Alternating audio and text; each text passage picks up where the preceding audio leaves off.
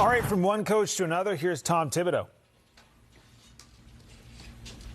Tom, the lead went from 19-2. What did you think of the mettle your ball club showed down the stretch?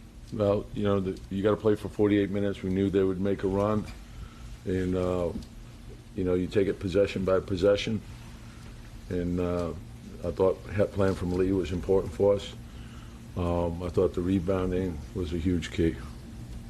Coach, speaking of 48 minutes, how about the performance Jalen had? Yeah, what can you say about the guy? He's just incredible, you know, all-around player, great leader, great toughness, mental toughness, physical toughness, ability to think on his feet, ability to lead, ability to connect with people, to bring the best out of people.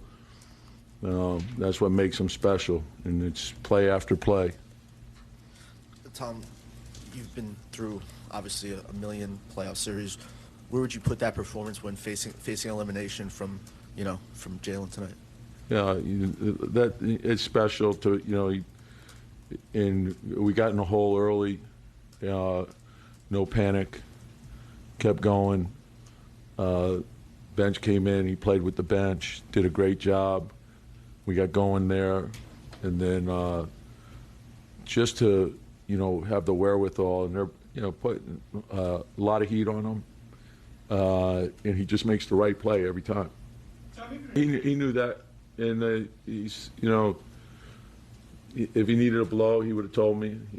And this time of the year, you know, you're going to see guys get big minutes, and you know, he conditions them. The thing I love about him is you prepare yourself for that. So I've never seen anyone work the way he does, and you know, and he does it in front of everyone. He does it in our gym, does it all summer long. He does it at a game speed. He never has to adjust in a game because of the way he prepares himself. He conditions himself to play big minutes. Just a tremendous leader. Coach, obviously Mitchell's struggled from the line pretty much last 3-4 years, all his career. What does it say about him for you, for him to be able to step up and knock down those free throws? That was huge, but I think, you know, and obviously those are huge free throws, but his rebounding in the fourth, like, not just the ones that were in his area, but the ones that were out of his area, to go get them. Said a lot, and you know, the rebounding is big in this game, and I think, you know, obviously we got to get our turnovers down, but I think that the rebounding, that's a big part of our defense, and we got to continue to make sure that we prioritize it. Coach, back here, game one of the series, Quentin was only able to play 10 minutes because of the shoulder injury. Tonight, he never left the court. What can you say about what he gave you tonight and how that makes this club different? Yeah, I think, you know, in the first quarter, you know, it didn't go our way in terms of the way we had calls go against us. And so I initially was planning on having Jalen and Quentin come out. But the way the game unfolded, the way we were in foul trouble, I knew we couldn't do that. And the one thing about Quentin, I think it spaces the floor for us differently. But he's a two-way player. He's a hustle player. I thought, you know, Jimmy is he's gonna make you work, and you got to make him work. And so I thought he did as good a job as you can do. And you know, Butler is a load to deal with because it's not just the scoring aspect of it. It's the playmaking aspect of it as well, the offensive rebounding, getting to the free throw. There's so many different variables to his game, and it requires great effort, great concentration, multiple effort, and it requires the whole team to be locked into it. You mentioned Quentin, 48 minutes, and I think with about a minute and a half left, he steals it from Jimmy. Just kind of what you saw there on that play, and I guess for him to do. You know, he did that the last game too. Like his defensive activity off the ball is very good. He's terrific.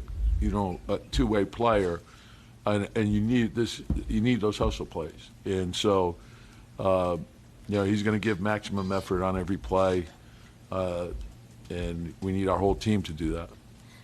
Tom, Julius starts out 1 for 7, I believe, and then does what he does second quarter on. What did you think of what you got from him? Yeah, I liked his game. You know, he took a pretty big hit to start the game, so The first quarter was like rough, but he just plowed through it. And then I liked the way he attacked the basket. I thought he had really good balance tonight, made good reads. So I thought he and RJ were terrific. I thought our bench, when they came in, I thought Obi gave us really good minutes. Isaiah gave us good minutes. You know, Josh had foul trouble tonight, so that sort of got him out of rhythm. But we need everyone. Start of second quarter, you guys go on that, I think it was an 18-2 run, and you were running a lot of pick and rolls at Robinson there. Do you feel like you found something in those moments? We really haven't changed anything. So it's like, this is, you know, the way we're going to approach it. You know, there's certain things that you have in your packages of what, you know, what you think will work, what may be going. If it works in one game, may not work in the next game. They'll adjust to that as well. So you just got to move around. But we've been doing that all year. Tom, you said several times how much you respect the work ethic with Jalen and Quentin. Do you envision using them the same way in Game 6 now? We'll see what Game 6 brings. You know, so if it requires them to do that, then I'm not afraid to do it. You know, so. You know, if we have other players available, or, you know, we'll just see how it goes. What does it mean to you to have two guys that can go as long as you need them to? Well, it says a lot about them, you know. And I told you, you haven't been around in Johnny come lately, but. I've seen this once or twice before. Yeah, you may have, but precedes me. So, but the thing about our team is that we have a bunch of gym rats, right? So I know, like, even you give them an off day, they're in there all day. They're gonna lift, shoot, watch film, right? So I know that's who they are. And when you have guys like that, you know they're ready and they know they can. You're talking about, these are world-class athletes. Right? This is how they come up. Right? So if you condition yourself to handle that type of workload, you're going to be fine. But if you don't condition yourself that way, you may be deconditioned and you may get injured. Tom, this is twofold. In the second, going from the second quarter, the start of the second quarter, I mean, you had, I think, 14 points, shooting 30%, 7 turnovers. What then did change to allow you to reel off 18 points in less than 3 minutes? And well, I'd rather not comment on that because I'm afraid I would get fined. So I'm going to leave it at that. Coach, in terms of Jimmy, please wait for the microphone. Go ahead. Just in terms of keeping Jimmy at bay tonight, what did you guys do differently than you?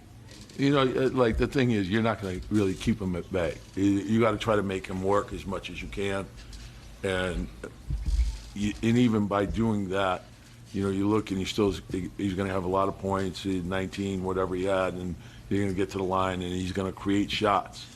And so, having coached him, I know that aspect of his game. And so, if you make body position mistakes against him, he's going to make you pay. And then, so it requires a lot of attention, guys being connected to each other, and then sometimes he just misses shots that he normally makes. So, you know, he's a tremendous player. I got great respect for him. So we're going to have to be better in our next game against him. Yep.